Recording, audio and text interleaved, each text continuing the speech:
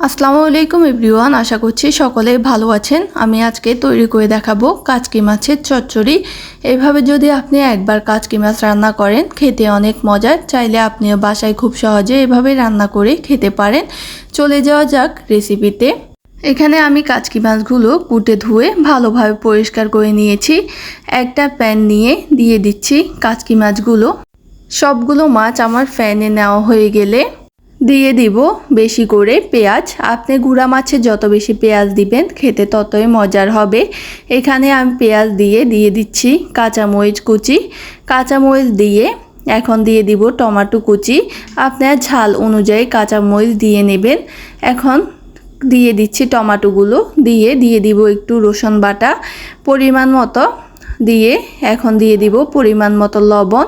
আপনার স্বাদ অনুযায়ী দিয়ে নেবেন। দিয়ে দিব হাফ চামচ হলুদ, দিয়ে দিব হাফ চামচ মরিচের গুঁড়ো। আপনার এখানে কাঁচা মরিচ বা গুঁড়ো মরিচ একটু বুঝে দিবেন। দিয়ে দিব পরিমাণ মতো সাদা তেল। দিয়ে এখন আমি এগুলো হাতে ভালোভাবে মেখে নিব।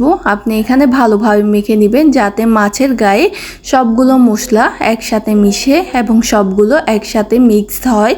আপনি যত ভালো এখানে মিক্স করবেন রান্না ততই মজার হবে। এখন আমি হাত ধুয়ে অল্প পরিমাণে পানি দিয়ে দিব।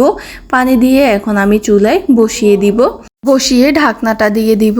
বলক চলে আসলে ঢাকনাটা উঠিয়ে নিব। এখন ঝোলগুলো শুকিয়ে আসলেই তৈরি হয়ে যাবে আমাদের কাচকি মাছের চচ্চড়ি। এভাবে যদি আপনি কাচকি মাছ একবার রান্না করে খান দেখবেন অনেক মজার। আমি এখানে ঝোলগুলো ভালোভাবে শুকিয়ে নিব। ছোট মাছের ঝোল থাকলে মজা লাগে না। দিয়ে দিচ্ছি ধনেপাতা কুচি।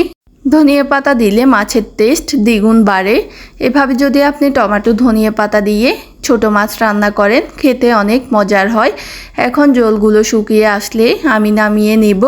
এভাবে যদি আপনি ছোট মাছের চচ্চড়ি দিয়ে গরম ভাত খান খেতে অনেক মজার। চাইলে আপনিও ঘরে খুব সহজে এভাবে হাতে মেখে কাচকি মাছের এই রেসিপিটা তৈরি করতে পারেন।